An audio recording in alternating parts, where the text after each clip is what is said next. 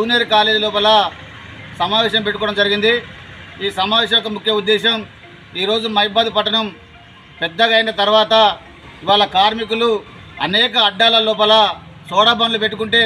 ఒక పక్కన గ్రామ పంచాయతీ కార్మికులు, ఒక పక్కన పోలీసులు, ఒక పక్కన షాప్ యజమాన్యాలు ఇవాళ ఎక్కడ కూడా పెట్టుకోవడానికి ఇబ్బంది కలిగిస్తూ ఉన్నారు। మేము ఒక్కటే అడుగుతా ఉన్నాం, ఇవాళ మున్సిపాలిటీ కార్మికులు కావచ్చు, పోలీస్ డిపార్ట్మెంట్ కావచ్చు, ఇవాళ ప్రతి కార్మికుడు కూడా ఒక్కొక్క అడ్డా ఏర్పాటు చేయాల్సిన బాధ్యత కూడా ఇవాళ ఈ రాష్ట్ర ప్రభుత్వం మీద, ఇక్కడ ఉన్నటువంటి స్థానికంగా మున్సిపాలిటీ మీదనే ఉందని చెప్పేసి ఈ సందర్భంగా తెలియజేస్తున్నాం। ఎందుకంటే ఇవాళ కార్మికుడు రెక్కాడితే డొక్కాడినటువంటి ఈ కార్మికులందరూ కూడా ఇవాళ సోడా బండిని ఆధారంగా చేసుకునే ఇవాళ వాళ్ళ కుటుంబాలు మొత్తం కూడా దాని మీదనే ఆధారపడి బతుకుతున్నాయి। కాబట్టి ఇవాళ తక్షణమే ఇవాళ ప్రతి కార్మికుడు కూడా అడ్డాలు ఏర్పాటు చేయాలని చెప్పేసి, అదేవిధంగానే ప్రతి సోడా కార్మికుడు కూడా లేబర్ కార్డుని ప్రభుత్వమే ఇవ్వాలని చెప్పేసి, అదేవిధంగా వాళ్ళకి 50 సంవత్సరాలు దాటినటువంటి ప్రతి సోడా